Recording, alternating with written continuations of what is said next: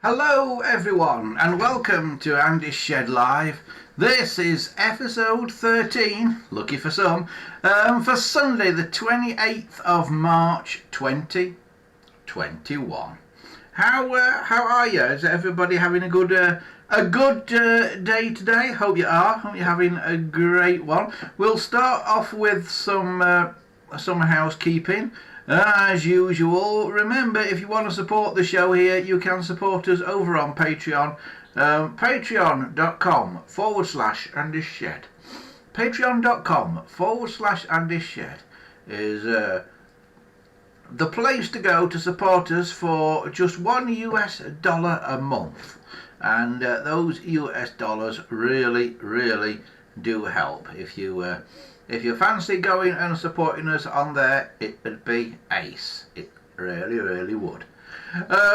We also have, of course, our website where you can go and catch up with back episodes and things.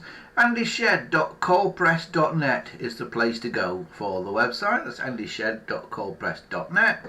And we also have our new online shop that is gradually coming on stream.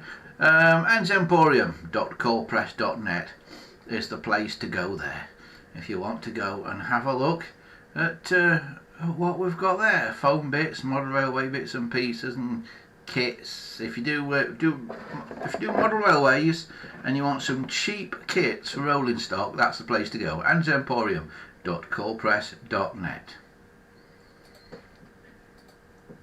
Right, we'll crack on, shall we? I've not got the chat on my phone open yet tonight. I'm a little behind tonight.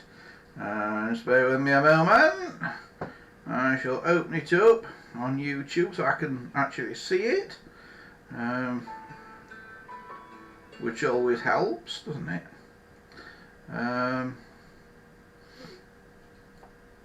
Oops. Hang on a minute. Just got to wait for it to open. There we go. Who have we got here tonight then? We have got Paul Nolan, we've got Jimmy Myers, we've got Wesley Pegden, we've got Dominic Meekin, we've got Fat Hobbit as well. Evening all. I know some of you have been waiting quite a few minutes. Some of you were around about 5:45ish, weren't you? I wasn't. But yeah. Right, what have we got on the show today? You'll see boxers at the side of me here. We'll be looking into some of those a little bit later in the show. How are things progressing with that telephone that we've been restoring over the last couple of weeks? That 746. Remember, the case was cracked. The case had been melted. It was bent and melted and all kinds of weirdness. Well, it's getting there.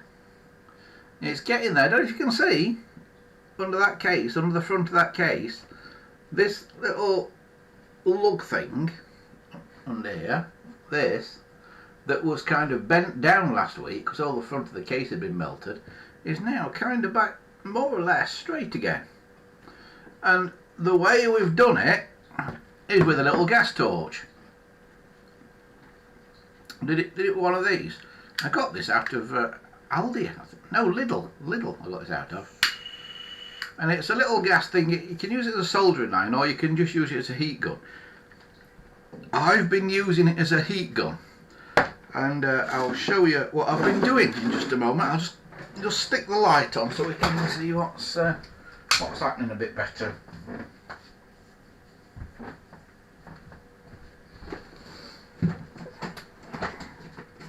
Right, can you see me better now? Got a bit of light on the subject. Right. So here we are. Here's the phone on the desk, and you can see it's still a little bit warped, particularly on this side here. So what I'm going to do is I'm going to light this, and hopefully you'll see it getting hot in the end of there in a minute. And you see that warming up down there. See the gas flame? That'll go orange in a minute. And what we are doing basically is just warming the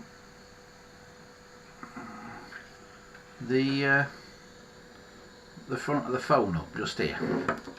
So I'm just going to warm that up a second.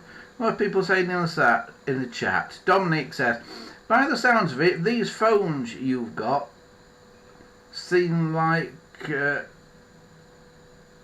there'll be all the buried Atari ET cartridges. Buried Atari cartridges? I've not heard about this. Have I missed something? I think I need more gas in my soldering iron. Hang on a minute. I think I need a bit more gas in that. Alright, bear with me 1 second. I'll go and find some. Don't think I've got any in here, have I? No.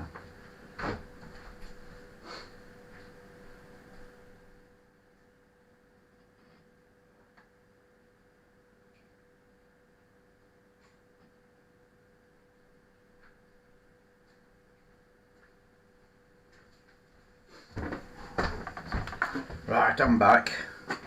Now, refilling this with gas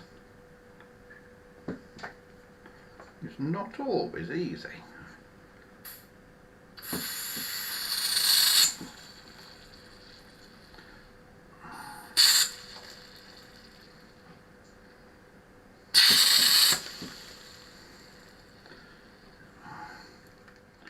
Some does leak out, but some does go in there as well. It's not a perfect seal, unfortunately. Let's see if that's any. Oh yeah, that's better. That's much better. Oh yeah, look at that going down.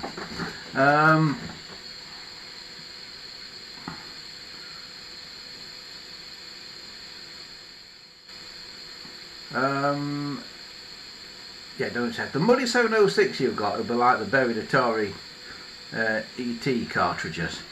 Could well be. Could well be. I'll show you that in a minute. That muddy phone.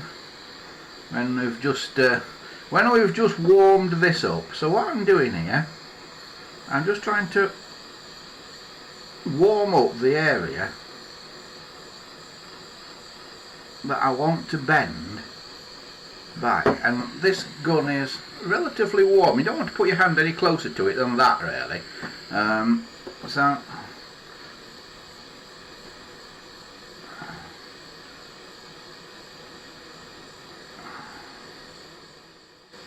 we're just trying to warm things up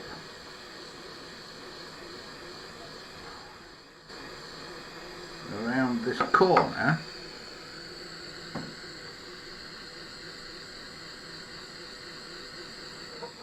So we can try and hopefully bend things back. And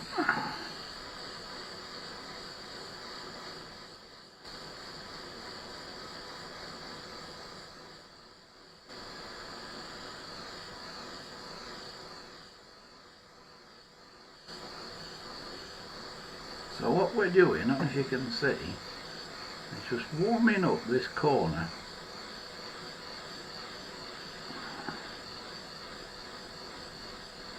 of the ABS, because then hopefully if we just get something to use as a former,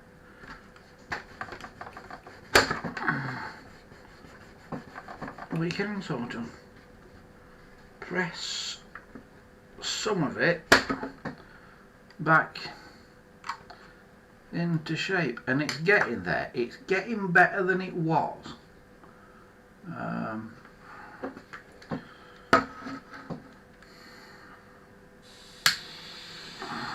Fat Hobbit says Aldi's great for random gadgets. You have to keep your eye out for offers. Yeah, it wasn't Aldi, it was Lidl.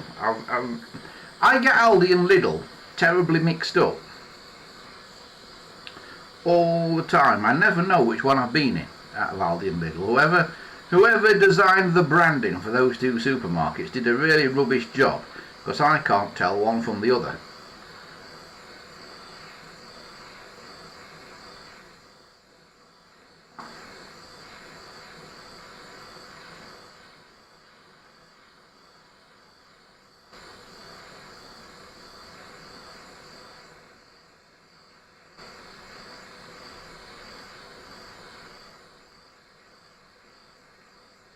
So we've just got to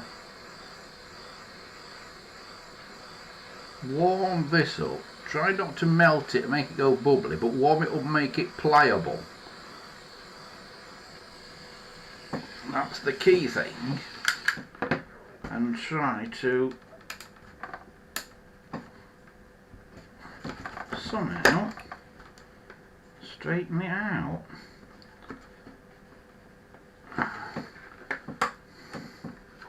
And I think we've probably got it. It's getting there. I don't know if you can see that or not, if you can see the difference I've made to that, but it is getting there. I've got to sort of shove this bit in the middle here just outwards a bit now.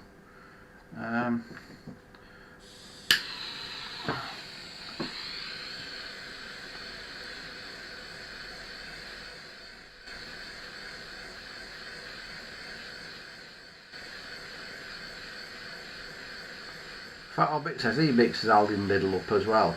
Yeah, it's easy done, isn't it? They're both blue and yellow. They're both similar sort of size and similar sort of designs of buildings. Really easy to get them mixed up.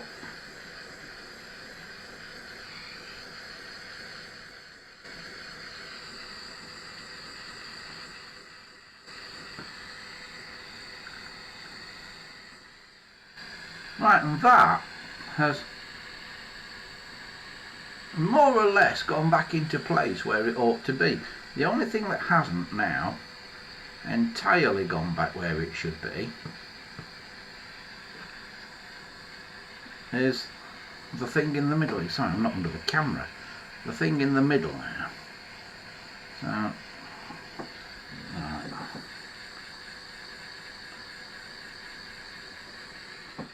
So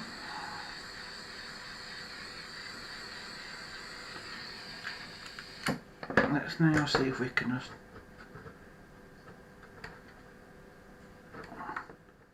push that back in. It's not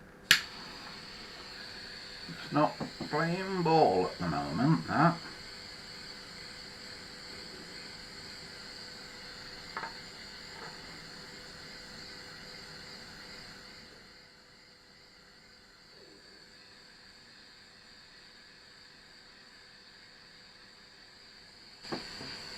So here we are.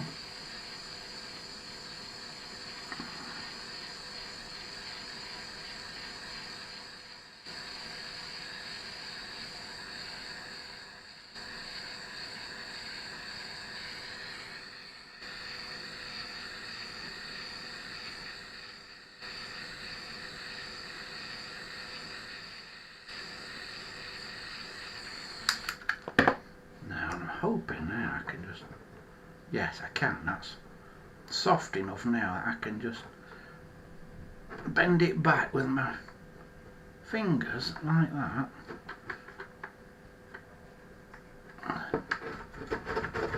Run my hand along there, and it's now, I don't know if you can see that or not on there, but it's not bad. I did catch it a bit here, got it a little bit too hot just there. It's marked the plastic, so I'll have to do something with that, maybe with a bit of acetone in a bit. But it's more or less now back into shape. More or less. So does that now fit on the base? Where did I put the base? It's down here. Right, hang on. I'm going to get rid of that because that's hot. So I'm going to put that out of the way a minute. Right, the base. So here it is. Now, I've got a problem with the base. Remember, I didn't put the bells in properly into the base last week because the standoffs for these metal bases, this base hasn't got the standoffs on it. Well, all the ones that I've got seem to be riveted in, all the standoffs that I've got. on spare bases. So I don't quite know how they work. These appear to have got a screw thread in, but most of the spare bases that I've got are 706s, not 746, and of course this is a 746. So the standoffs for the bells are going to be a thing for another time, I think, when I've found the relevant parts that I need or figured out a way to do it. So we're just going to leave that as is for now. Just going to tighten that up on there. But let's see if I can now fit my newly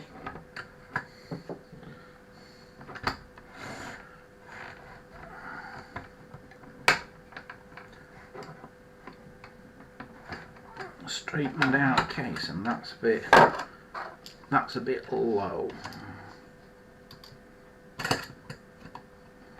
at the top because it's not all assembled quite properly. But I can just plonk that in there.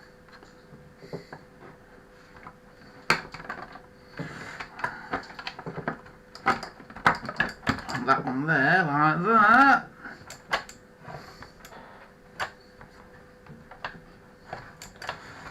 I would say, by George, it looks like we've probably cracked it. There you go. How about that? So I'm going to put my screw back in the back there again.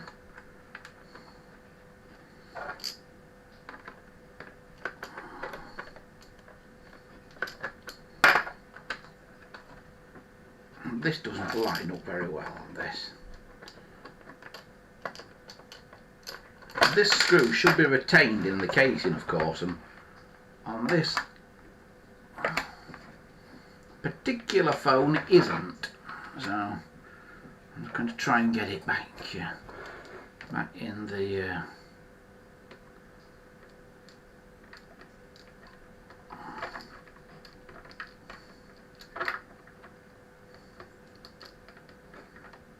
hole here.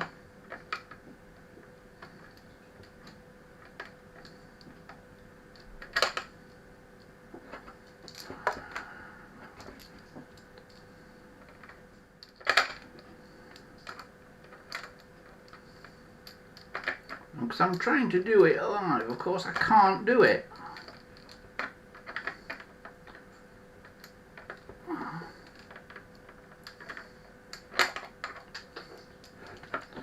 Oh, hang on, have I got it now? No.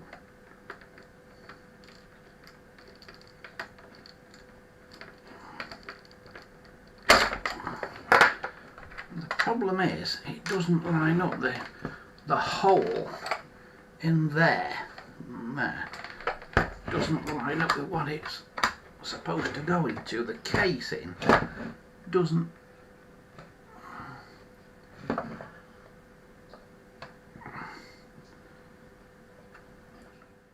seem to sit down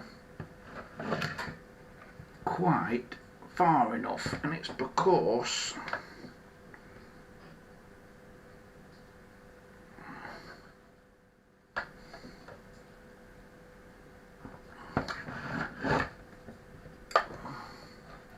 I think that edge of the case here that I'm trying to mess with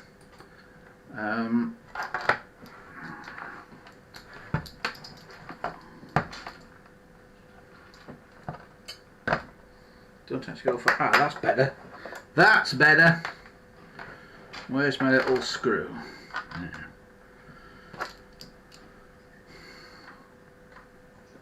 You see, with it being misshapen, the case, with it having this problem of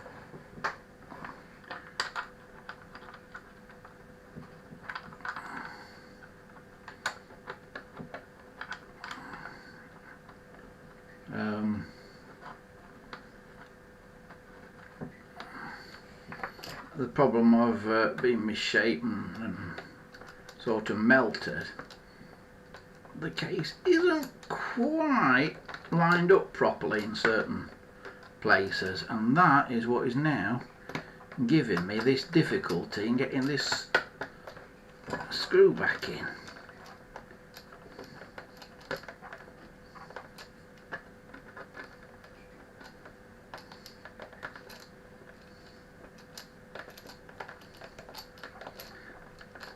Now, these screws are not easy to put in at the best of times. Let's take it off again and see if I can get it in without it. You see, without the case on, it goes straight in.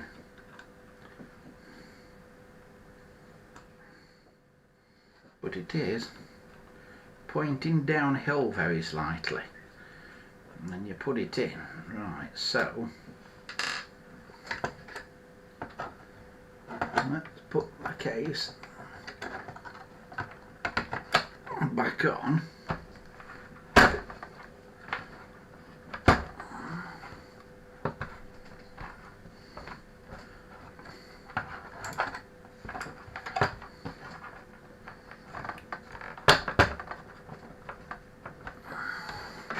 Got to stand up and do it.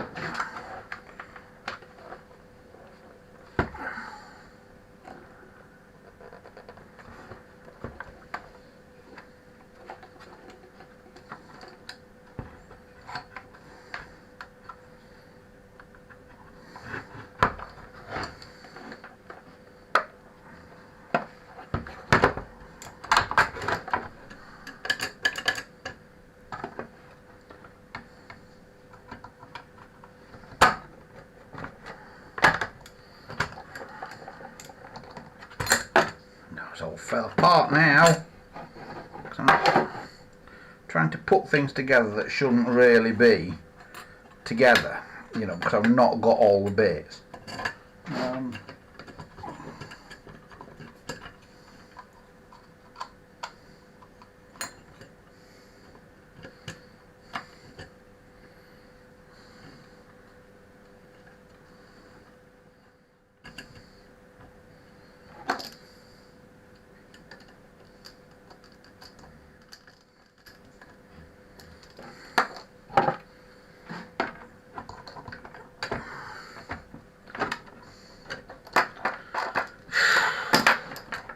Let's just sweat this job.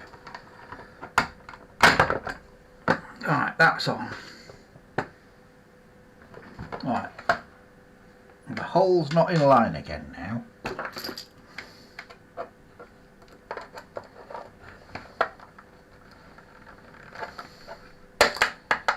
Now it is, more or less.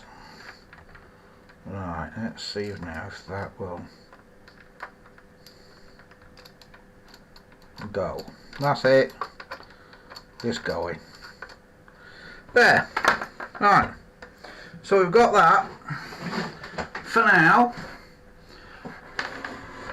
back together temporarily. And the front of the case is not perfect, but it's a lot better than it was. And I think if we perhaps sand that down and a bit of acetone and that, I think we'll be able to straighten that out with a bit of sanding and a bit of the old acetone.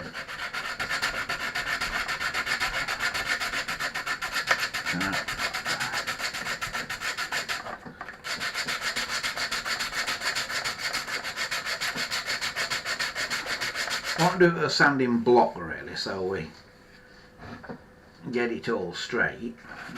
But,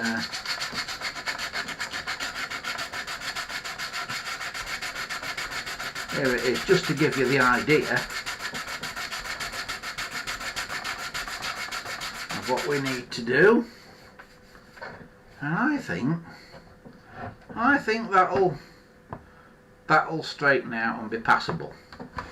I might have a go at that in the week while the world is not watching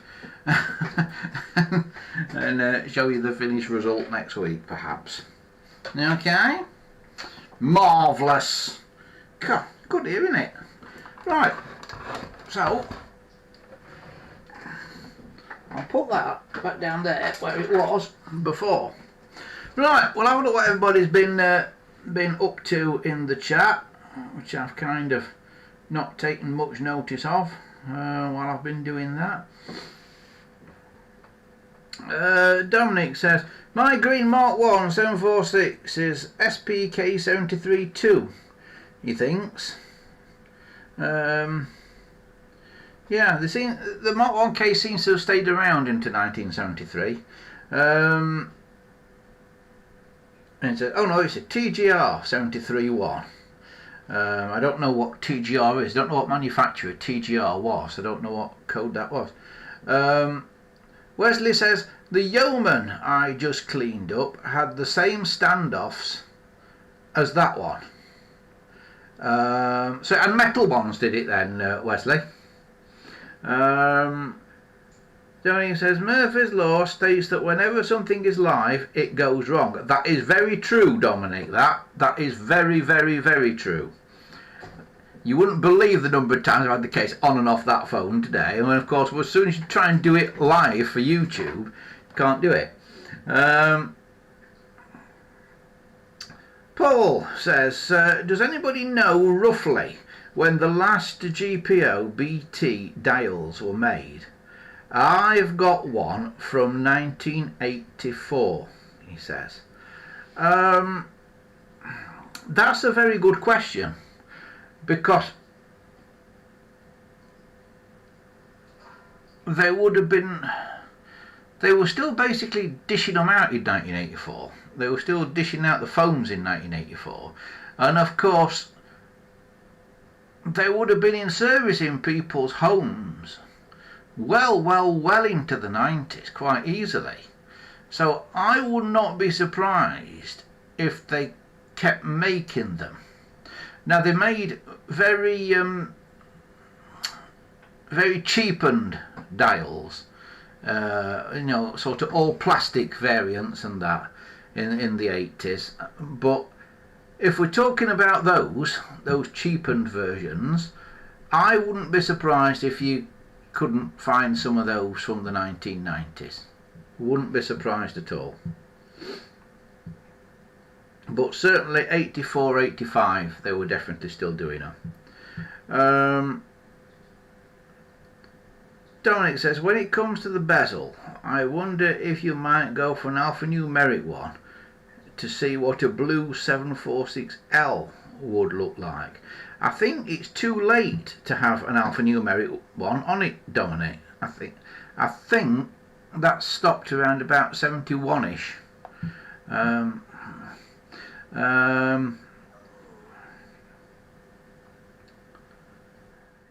Where it says the standoffs were metal with long screws through to the base, he says. Oh, they went that way, did they? That's interesting. Right, I'll have to see if I can find it obviously changed between the 706 and the 746 then, these bell standoffs, so I'll have to see if I can find a 746 chassis I can raid a couple out of.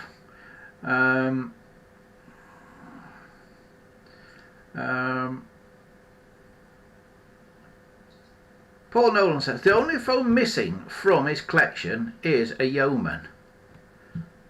Okay. You ought to be able to find one of them, Paul. There's quite a lot about those. They're not that common, but there are quite a few about. Because they were made very late on. A lot of people kept them very late on, I think. Wesley says he's got a boxed 4,000 ohm bell coil, or set of bell coils, from 1988. Yeah, that would 4,000 ohms from 1988. Yeah, that's reasonable. Yeah, because the sort of 83ish, 84ish they started doing it. So yeah, set from 1988 is reasonable. Danny says, I am tempted to get a new old stock late ivory 746 from 1985. Yeah, there's certainly some out there. Paul says, I've seen a couple of new old stock 746s on eBay recently. Yeah, at least they seem to be new old stock. I mean, who knows in reality if they are or not. But yeah. But you will pay an awful lot more for an ivory 746 just because it's in the cardboard box or whatever. And stuff. Right. Okay, I've caught up, I think. Right. There is a video coming out about these grotty phones that I mentioned last week. Christopher, who I don't think's here today. Christopher, very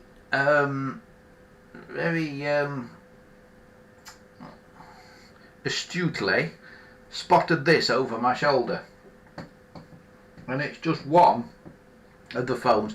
There's an unboxing video of these phones coming out. It was meant to come out before this show went out today, but basically YouTube's been a bit slow today and it's took all day for it to upload. So that video will be coming out soon, because if I upload stuff just to YouTube now, they put a ridiculous number of ads into it. So what I have to do now is upload it privately, and then I have to go through it and take out all the ads that YouTube have put in and put them in sensible places.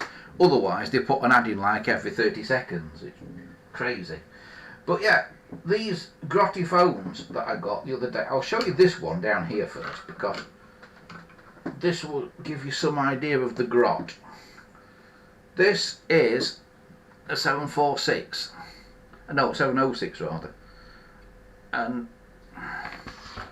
I don't know if you can see the grot in this, but that's not a trick of the light. That really is like that. That really is like that. I've carefully not cleaned it until we did this show today. But yes, that really is how that is. I'm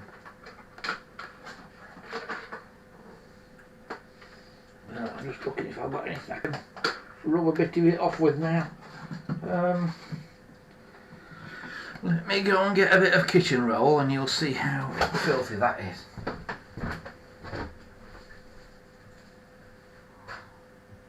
Right, a bit of paper towel and you'll see what's going on. Right. This, believe it or not, is a clear finger wheel.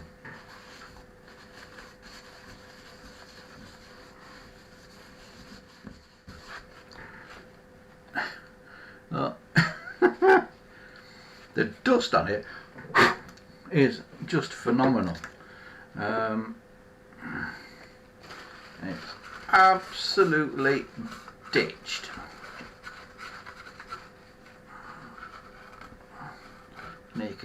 You literally can write your name in it. Look.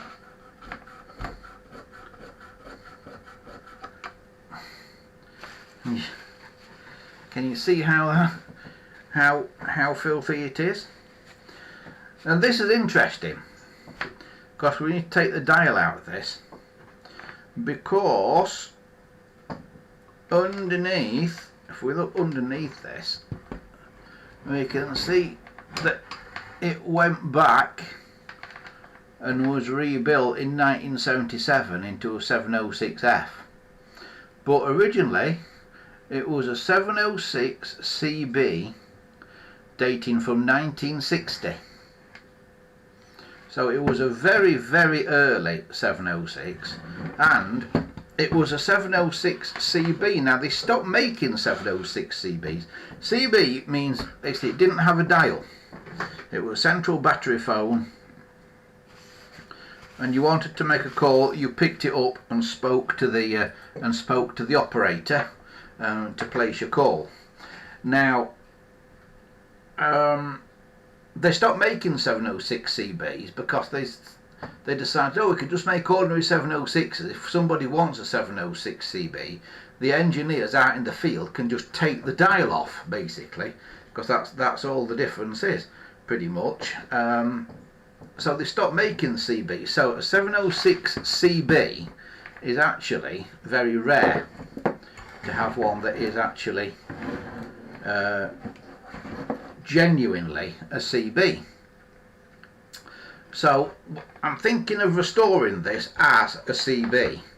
So I need a dial blank. So if anybody out there has got a ivory dial blank for a 706, I'd be very interested in purchasing it off you. But it's just absolutely filthy, this. It's, you know, words fail me. It's also got a bit of a suntan on the handset there. The rest of the case is missing.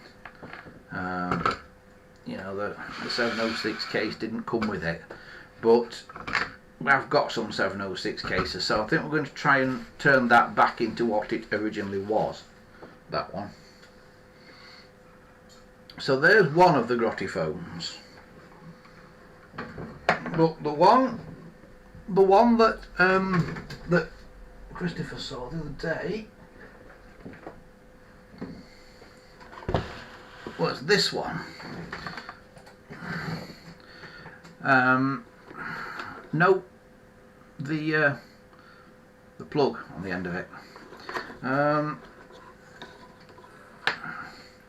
This is one that is claiming to be a 706.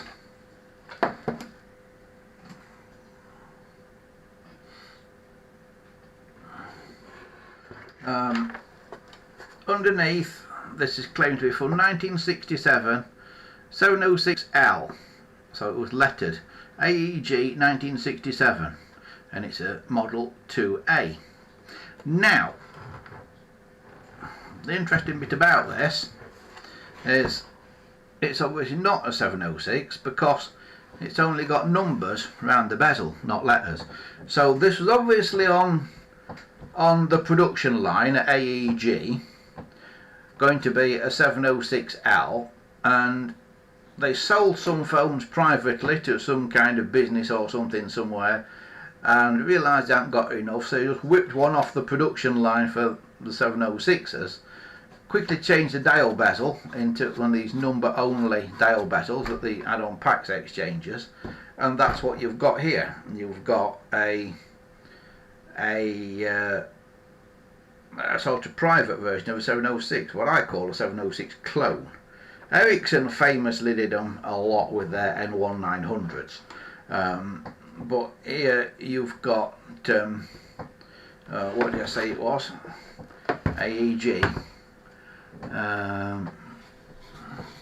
AEG is the code, and AEL on the dial bezel, in the dial there. So I thought we'd have a look inside this. I've not looked inside this yet, so I don't know if it's going to be standard 706 inside or not. So just thought we'd have a little look and see what we've got in there. Oh, Christopher 2000 is here now. Hi Christopher.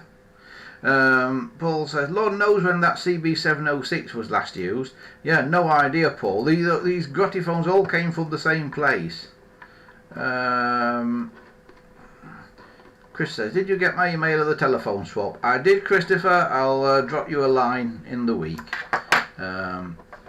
This coming week. It's been a bit manic this last week. I had me COVID vaccination. Being 50 now, I got my COVID jab last Tuesday, and since I've had it, I have felt terrible. I felt like I've got COVID since I've had the bloody vaccination. You know, sort of headache and sore throat and that. It's not been very good at all, and it looks like inside it is a fairly standard 706 this. and it's even got a little paster there. Now what fell out? Oh, one of the screws out the top fell out, so the little thing that should retain it is stuck there. Right, okay. But what does the little paster say on the inside of here and on there? What does it say? It says it's a telephone 706.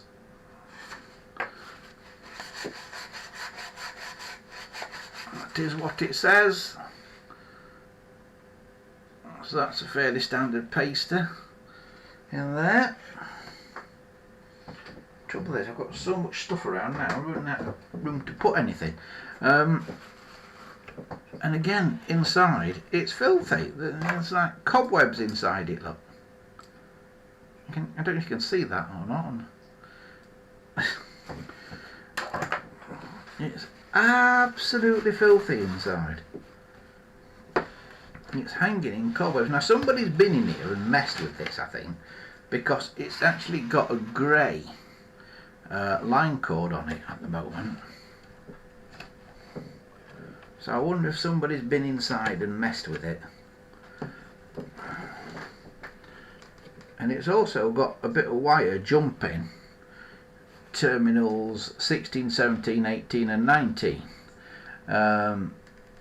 So it's almost like somebody's converted it for the modern plug and socket, but I haven't quite done it right. So perhaps somebody might have been in here and messed with it at some point in history.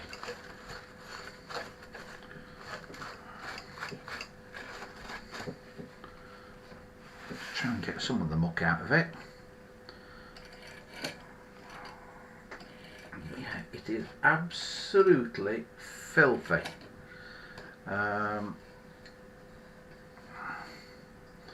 So, yeah. What a state it's in. I'm going to go and get a bit of dampen this paper tissue that I've got. And then hopefully we might be able to see a change in it.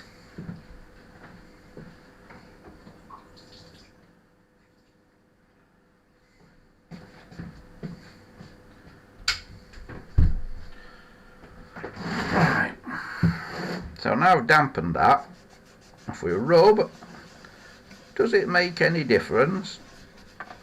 Does any of the dirt come off? Not much.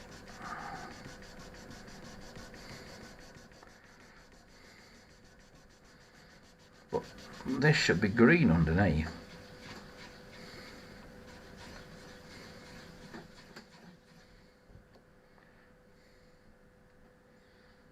And if we look in there,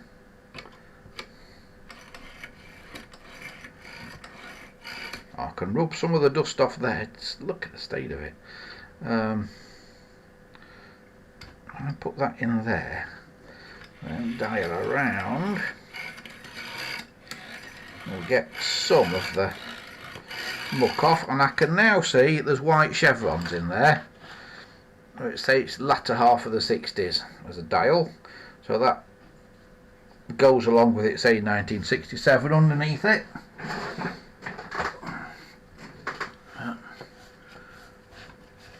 But it's absolutely filthy. I think what we'll probably end up doing with this is doing a complete strip down on it, just to clean it basically. The dial actually doesn't run too badly. It's a little bit slow, but it's not bad.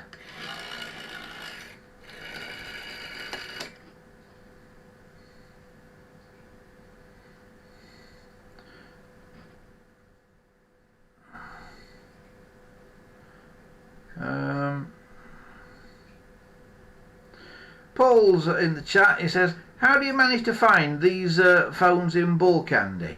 It's ages since I picked up a job lot of old phones.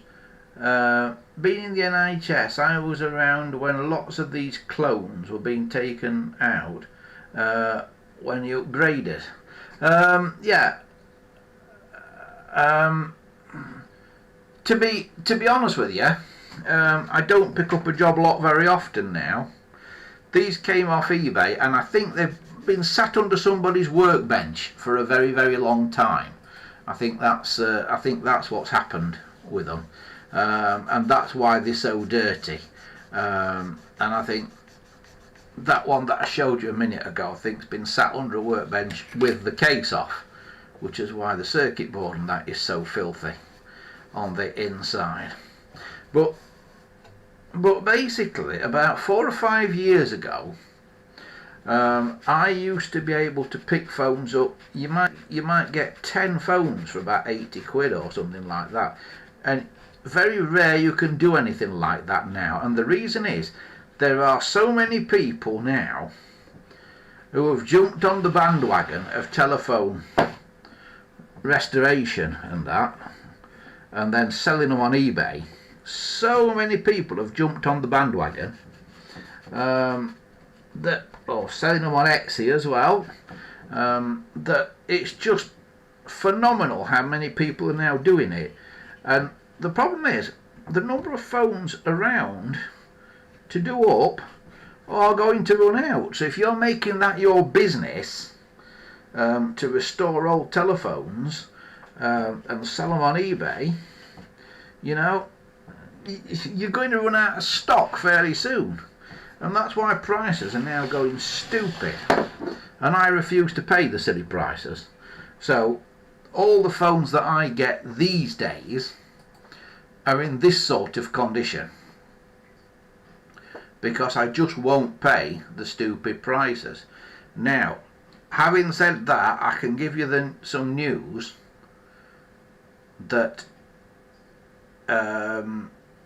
yesterday, I think it was yesterday.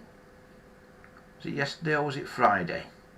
I've bought 2 genuine candlesticks, and once again they've both been turned into lamps. So I'm waiting for these candlesticks to arrive that have been turned into blooming lamps, because again, it's the only way you can get them at a reasonable price. You get them that are incomplete or damaged, or nobody else wants because of the state of them for whatever reason, and that's when you start the restoration. Now, I used to sell phones. I used to sell phones in the local antique centre. And I used to sell maybe 1 or 2 a month, and I found out it wasn't worth doing, because when you'd paid roughly 100 quid a month or whatever it was to the antique centre for a stall, there, if you'd sold a couple of phones at 50 quid each, and you'd paid maybe 20 quid for them, you weren't in a profit, you were in a loss. You know, you were paying money to do it. So I stopped doing it, and that's kind of when I really started concentrating on the YouTube videos a lot, because I realised that more people were interested in watching on YouTube than were interested in buying the phones, and so I thought, well, if I concentrate on doing YouTube videos and monetising the YouTube videos, then basically it might be more profitable than actually selling the phones, and you still got all the phones at the end of the day, which is why now my loft upstairs here is full to overflowing with blooming telephones. In fact, it's getting to the stage where you can't get in. There's so many in there. I know somebody on here, I think it was Dominic or somebody the other week, was saying, are you going to do another show on a Sunday from the loft? Are you going to do another episode from the loft? And yeah, we will. I will do one from the loft in the next few weeks. so you can have a little look at what's up there now.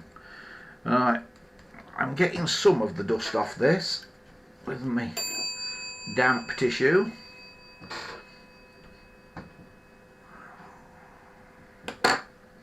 Dominic says, is it going to be pots for your other candlestick? No, Dominic, it's probably going to be 3 candlesticks in total. One of them has got a dial 10 on it as well, one of these ones that's coming in, but they've been converted in a different way, and these ones that are coming in have actually had the lamp holder thing fixed in somehow to the Bakelite. You know, on the Bakelite on top of the microphone. So I've got to find out how much that microphone head has been damaged on them by turning them into a candlestick, the table lamp. So I've got to find out how much damage has been done by making them into a table lamp.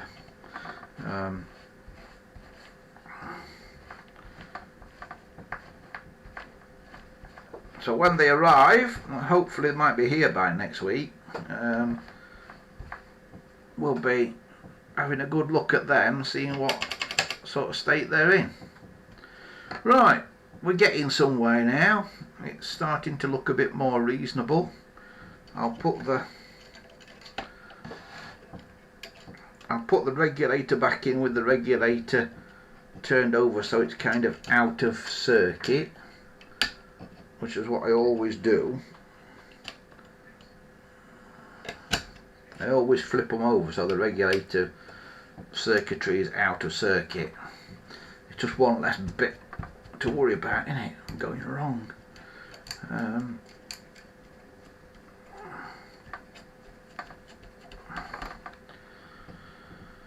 So yeah, look at the colour of me white tissue.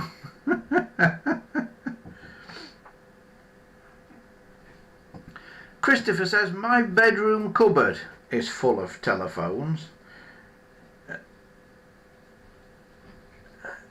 He says, that phone looks the same like my grey 706 phone on the inside, and mine has a GPO 706 bezel. Yeah, I think this is a 706, Christopher. I think this came off the 706 production line and was changed at the very last minute as a private phone, and so what they did was just change this bezel just for a numeric one. Shall we see if we can do anything with the front of this? It is in such a state.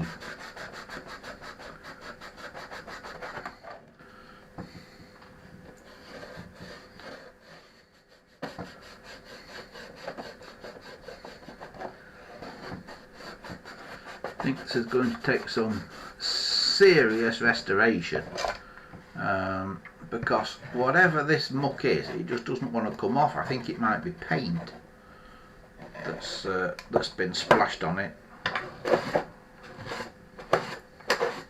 because it does not want to come off.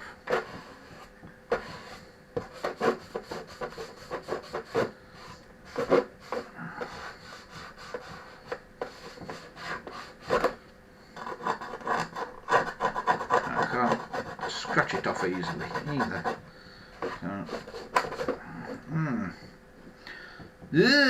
Look at that. So that is the state of the phones that arrived the other day.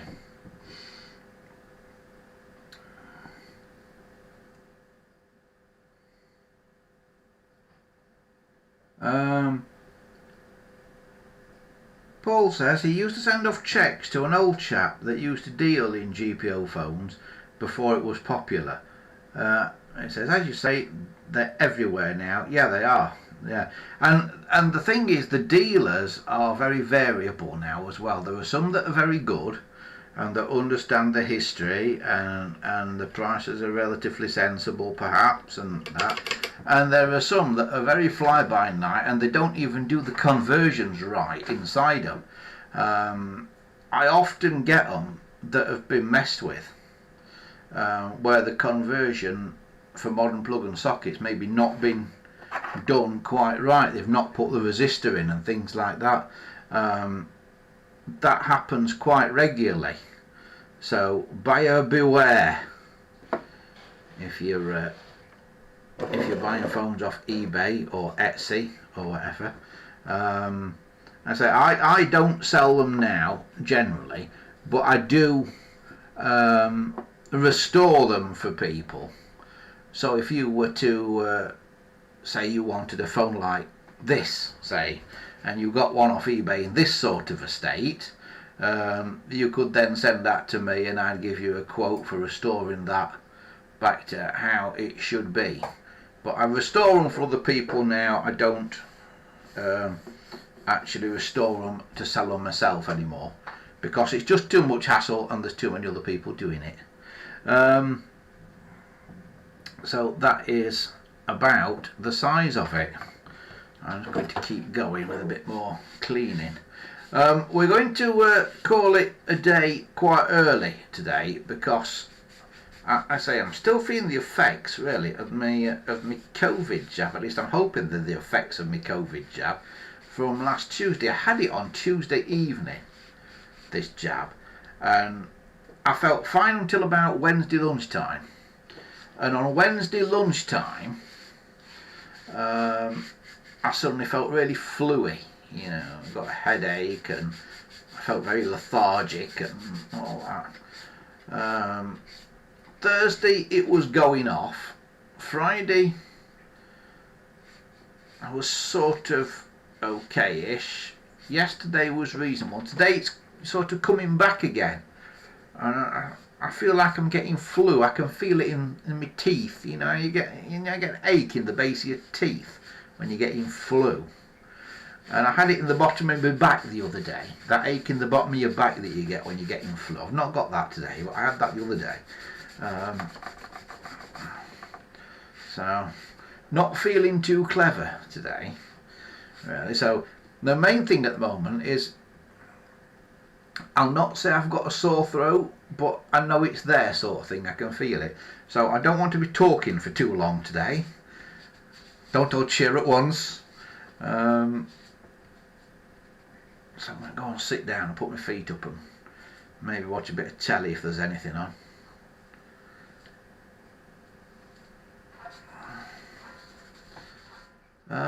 Things are happening here. It is sort of turning green again. But whatever has been got on this does not want to come off.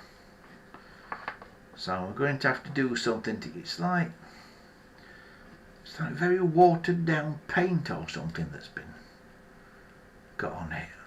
I really don't know what it is. It's bizarre. Does it come apart? Oh yeah, it comes apart. I thought it might be all stuck together. Right. T4 DAE 661 is the date on this transmitter. There we are, look.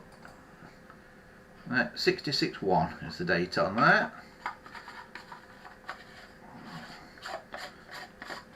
And on the other end, can I get the other end apart? Yeah, I can.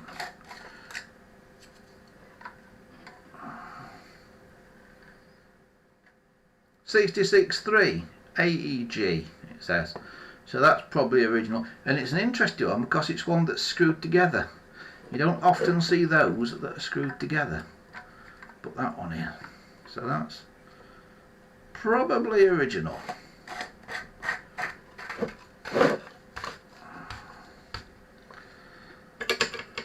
So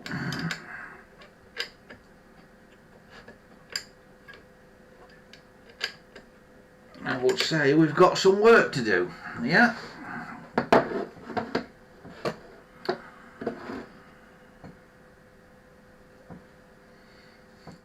Paul Nolan said we wouldn't tune in every week if you didn't talk, Andy. Yeah, some people do though, don't they? Some people do YouTube videos and don't speak. There are some people that restore stuff on YouTube and you never see them and they never speak. It's like all at double speed or something like that. And they get like thousands of views, and I think, why?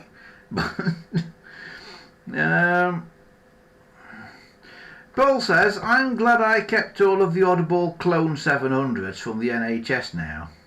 I have been fascinated by these things for years, even before the internet.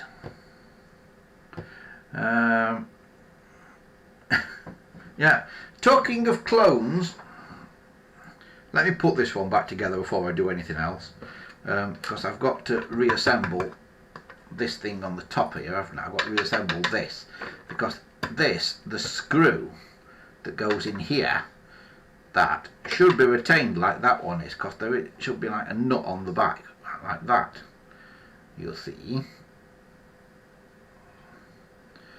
So you should put that in there, like so. And then this nut has got a wide hole and a narrow hole, and I believe you should put the narrow hole closest to the head of the screw, so it kind of screws on and through. But because it's in that little, that funny shaped bit of the plastic up there, of course, I can't easily get at it. So what I've got to do, excuse me a moment, find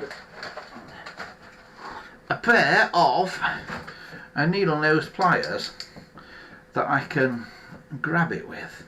So you see that there. If you screwed it on that way around with the screw going into the wide end, it screws on, but it doesn't really go far past the threads. If you screw it on with the screw going into the small threaded end of that fancy nut, then it screws on so far like that, but then it's past the threads and it can just jiggle up and down on the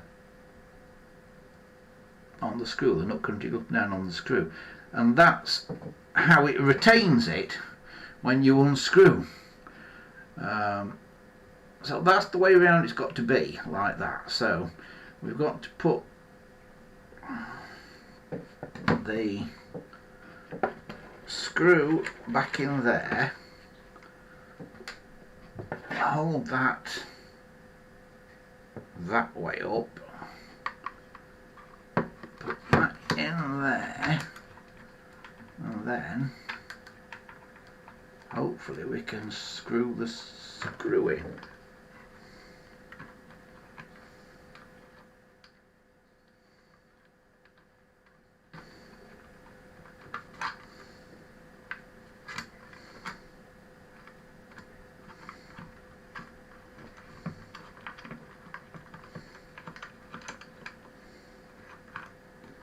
Oh, I'm going to have trouble again, aren't I? Right, let's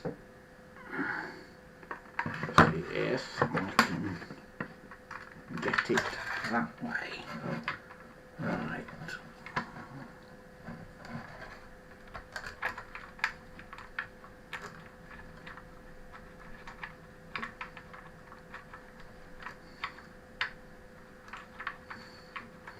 Got it, I think.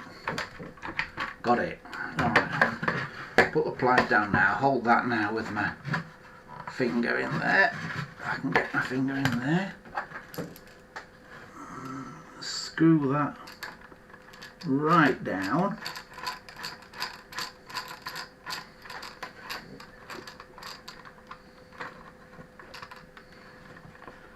And the screwy thing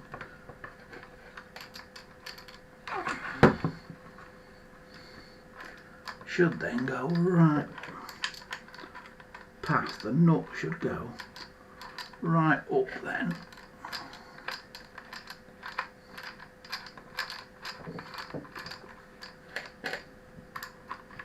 Which it has done, and that's now retained the nut on the back of there. So theoretically I can now put this back together. So this one's got two little tiny things there and there that clip under the front into those little holes in the front of the base there. So slightly different design to the 746. And then you just have to get that front edge in and then try and manoeuvre it over the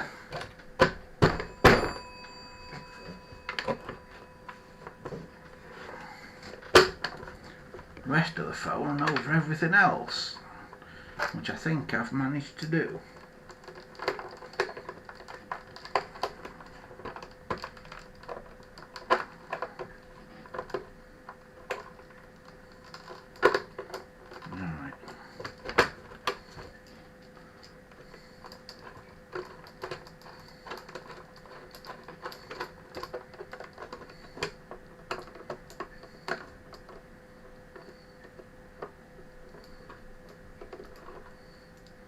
There. That's it. So there's some work to do on that one. Another midweek project, I think. There. Christopher says he's got one of the weirdest made Ericsson telephones. Yeah, we saw last week, Christopher. We had the photos last week, didn't we? Or have you got another one? You may have got another one.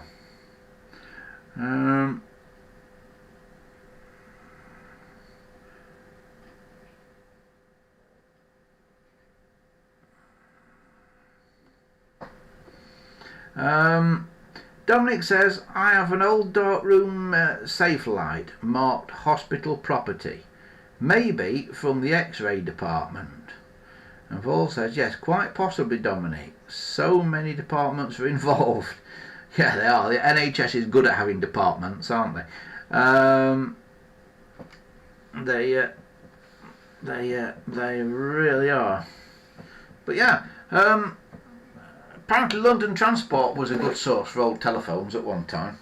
They had a lot of upside down 706s and 746s apparently, you know, wall mounted, but the standard desk phone mounted on the wall with the dial turned upside down.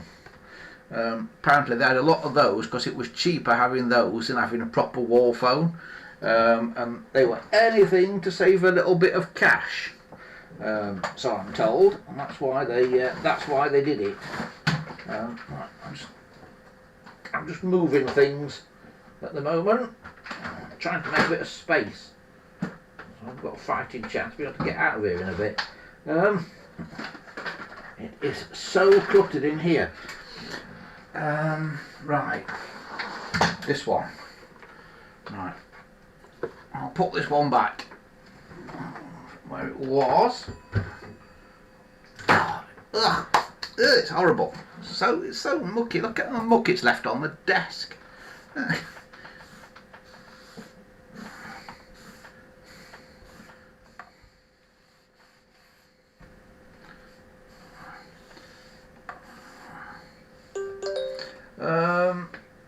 Right, what I was going to show you, and the soldering iron cooled down, yes, soldering iron stroke heat lamp. What I was going to show you was these. I've got two of these. Can't quite see them in the shot because the chat's covering it up. But yeah, two of these came the other day. Interestingly, they've both got a little ticket on them that makes me think they've probably been in an antique centre. And the little ticket says, Pi TMC telephone, 1960s, £25. I didn't pay £25 for them. I think I paid about £18 for the pair. But yeah, so here's your two phones. What the hell? How the hell they were connected when they've got two wires, the red of the of the line and the blue wire taped up, so you've got the white and the green are the two that are in use. How the hell they were connected, I do not know. Mark 1 746s, except they're not, because when you look on the back there's a sticker that says Pi TMC. So these were not 706 clones, these are 746 clones. And you look underneath and they've just got a number with an S, which was quite a common thing really.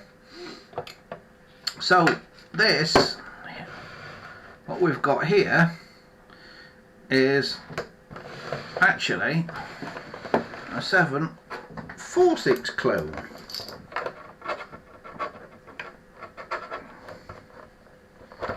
So let's have a little look, see what's happening in the back of here. Now I'm kind of thinking the spring might not be on this, because to cut costs, I think when they did these clone 746s, I don't think they put the spring and the little nut on,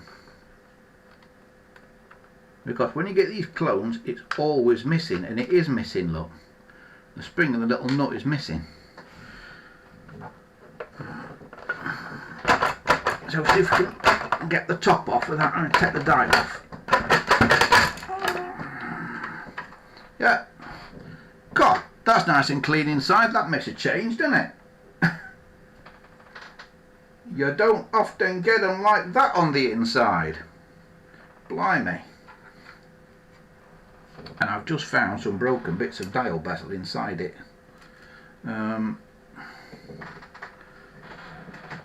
Is there any more? Because that'll be a stick it back on thing. I've only found one bit inside it, but there's two bits missing off the dial bezel. Let's see, these little clippy things, there should be another one there sort of thing, and I've only found one. So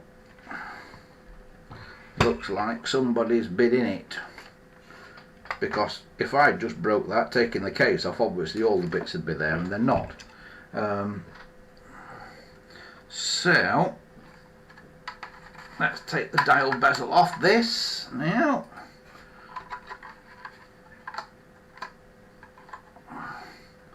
And we'll see if we can find out where that little bit should fit. And I believe it's there. Let's get it on the other camera. I believe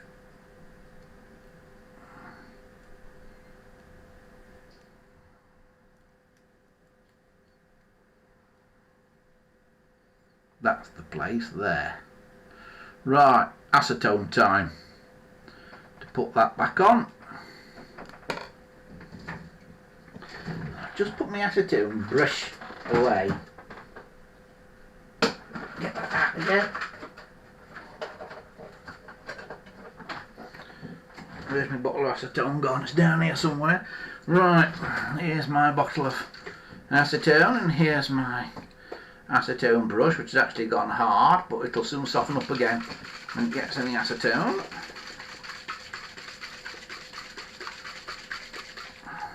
Don't think you really need to shake acetone, do you?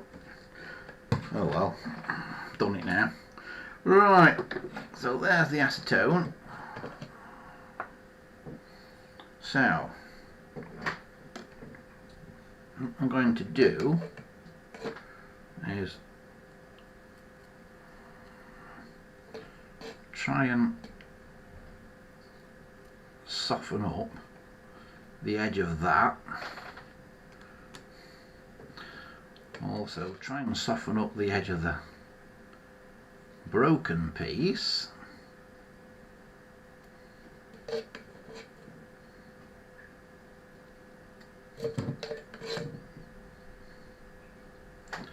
And hopefully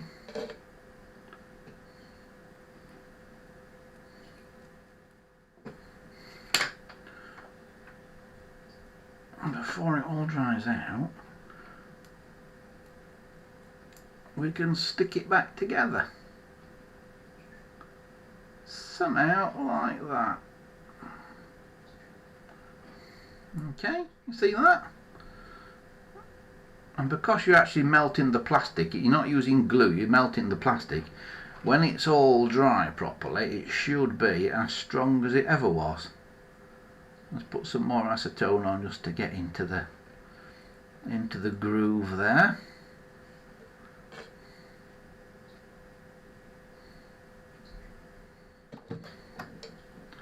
But I've not found the other bit. Now, it's not crucial to have 4, but it is nice if you have got 4. But I haven't. I've only got 3. I don't know where the other bit is. It must have been broken off a good long time back. Or maybe it got broke in transit somehow. But to put it back on, so I'm not putting so much force on it to put it back on, what I shall do is I shall take the finger wheel off the dial, and then it'll go on a lot easier. Put the acetone away and the brush.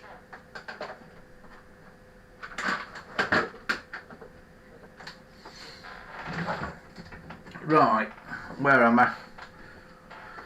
Right, I'll try and get this off now then.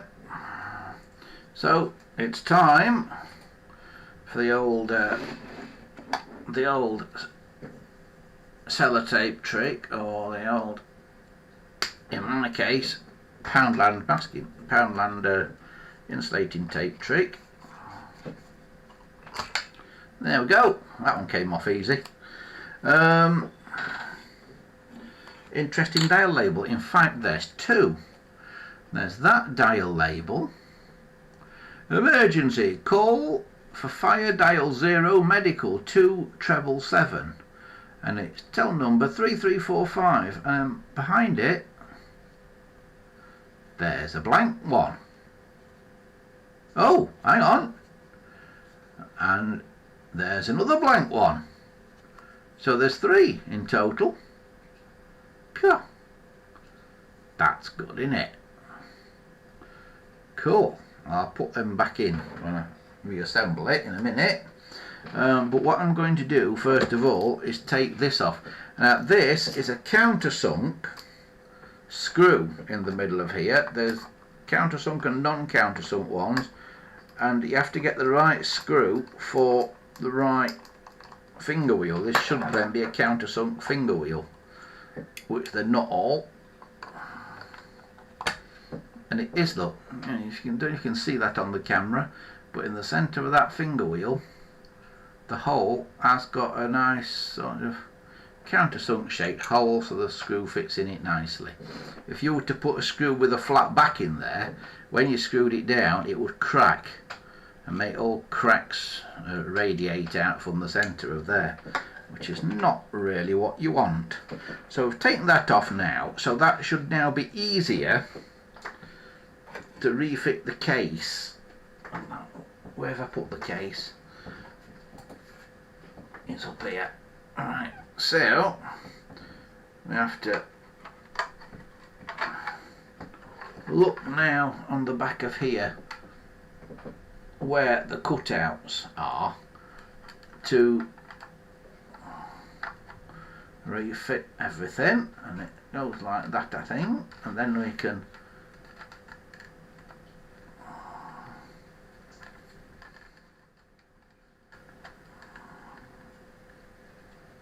spin all that right around to roughly the right place, which is somewhere there, like so. You see that? And then it should be a lot easier to get the case back on here. So that, because it's a 746, it's got that big thing at the front there that has to slot in under there. So that slots in there like that.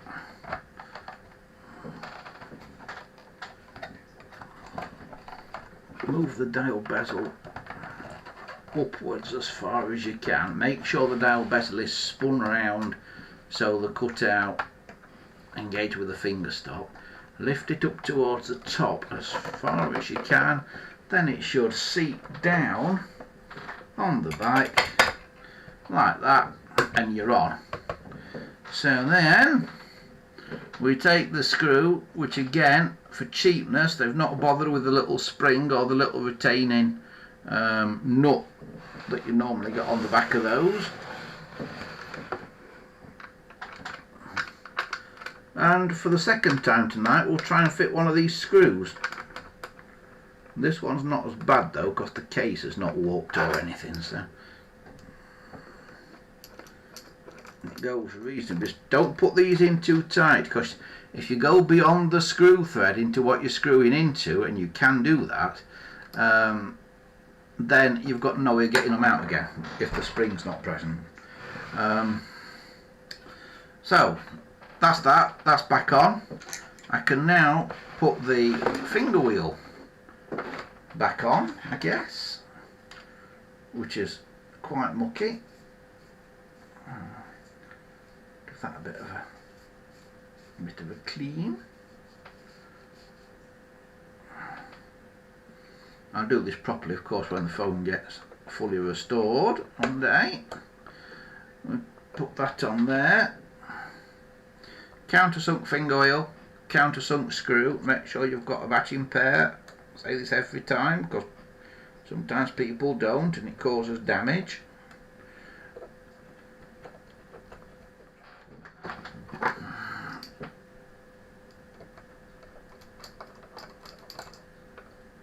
We'll put that back in there. We'll get my 3 dial labels, which I'll put all back in there for safekeeping. The opal on the front like that, and there we go. So that is that. I had a little look inside it. It all looks pretty much okay. So that'll make a nice phone.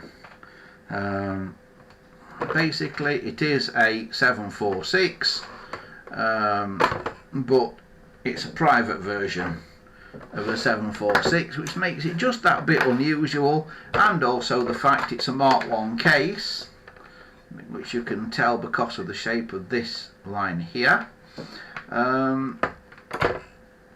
And it's not actually bad condition.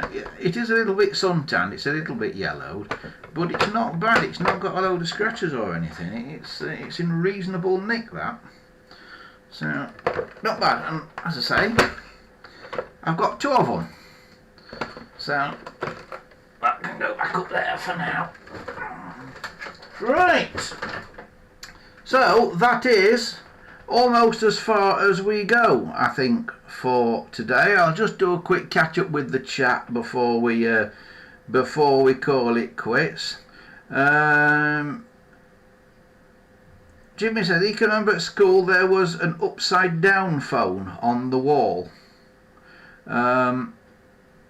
Yeah, they did exist. I've got a few of them.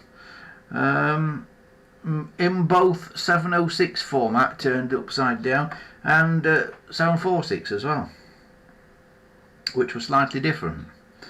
Dominic says BR had a lot of Bakelite phones still in service in signal boxes, possibly a source of a lot of the better condition Bakelite ones today. Yeah, it could be, Dominic, could be.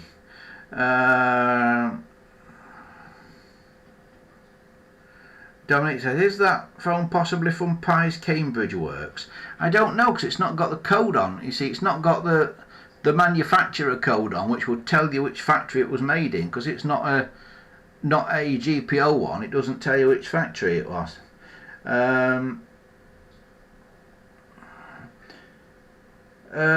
Christopher says, do you know if GEC made 746 phones for the GPO? I'm fairly sure they did, Christopher, yeah.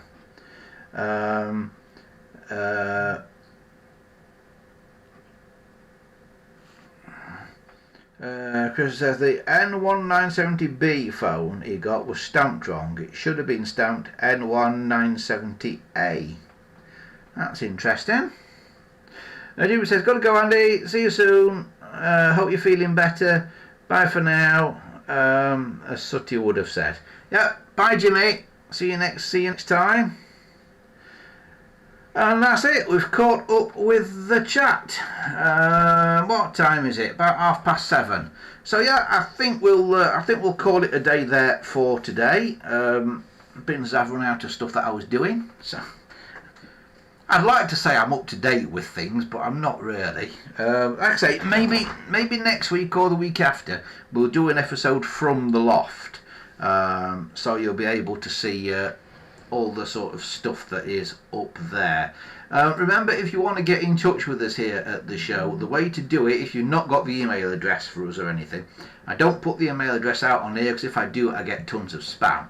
But the way to do it is to go to our website, andyshed.coldpress.net, and then look for the contact us form on there, and just send me a little message on the contact us form, and I'll message you back. And when I message you back, it'll be an email.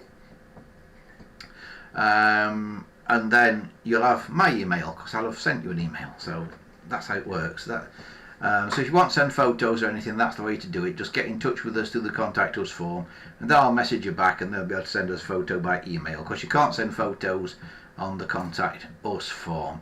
And also remember, if you enjoyed what you've seen today, then why not join us on Patreon? Patreon.com/AndyShed is the place to go for that. There are going to be things happening with Patreon very soon. There's going to be some exclusive content and stuff for patrons very soon, as well as getting your name on the end credits of this show, as if that wasn't enough. But yeah, there is going to be some exclusive first look content for patrons as well coming soon. So if you want to join us on Patreon for just the equivalent of $1 a month, which I think is about 80p or around about, patreon.com/AndyShed is the place to go there. And finally, as I said earlier, we are in the process of building and populating an online shop at the moment. andysemporium.coldpress.net is a place to go for the shop. There's a few telephone bits on there and some very interesting narrow gauge model railway kits. If you're into your narrow gauge model railways, there's some stuff on there. Bear with me a sec, my phone's...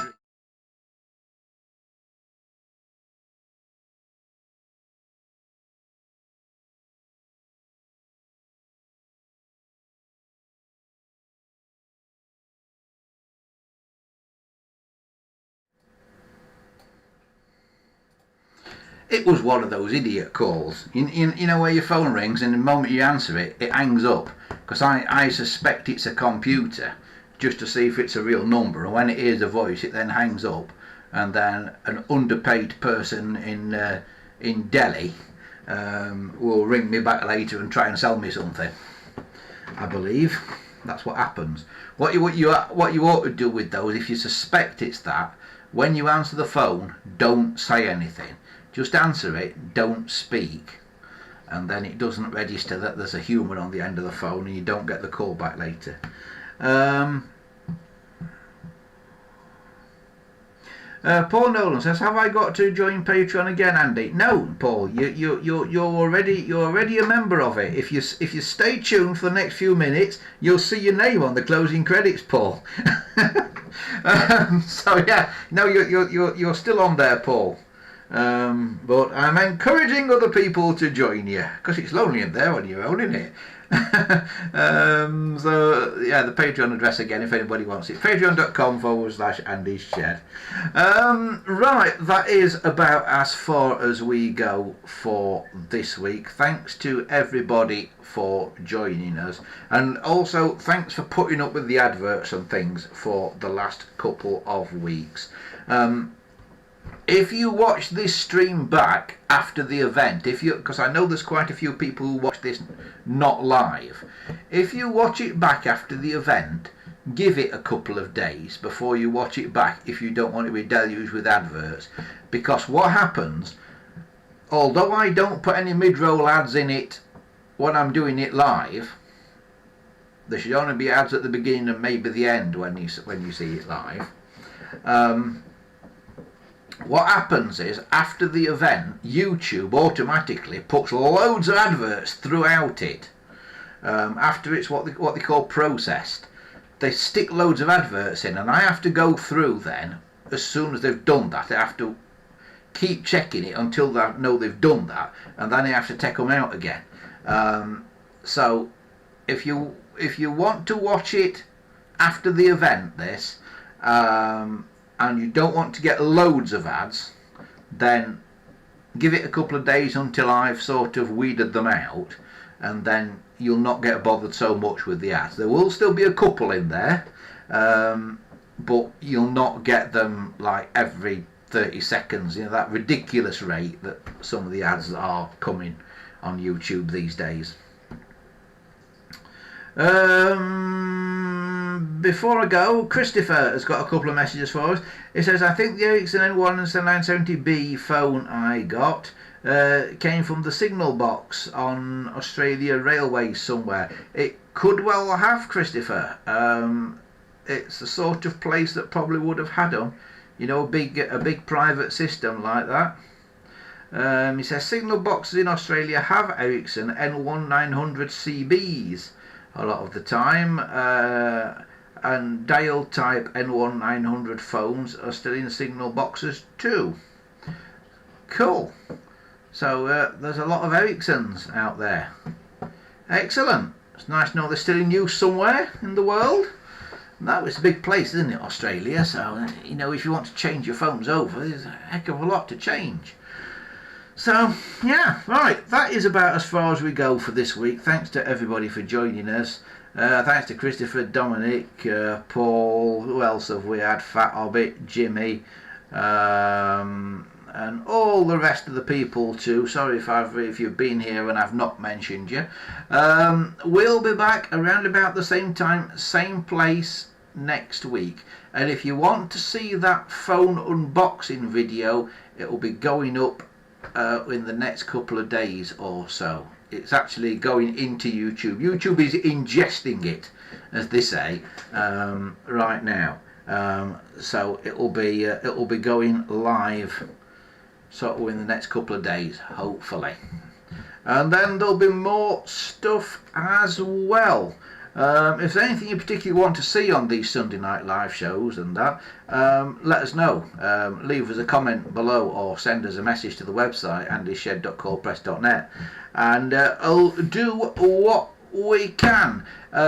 If you have contacted me already sort of through the comments or whatever, and you've asked a question, check that comment back, because I've probably replied and answered your question in the comments on the video you originally left it on, because there's been quite a few people this week who have left me questions and stuff in the comments of various videos. So go back and check there, and you'll probably find that I've replied to it, because YouTube doesn't always notify you of replies to comments you've left. So from me, for now, until next week, have a great week ahead. Hopefully my throat will be feeling better by next week, so I might be able to talk a bit more. But from me, for now, see you next time. Bye.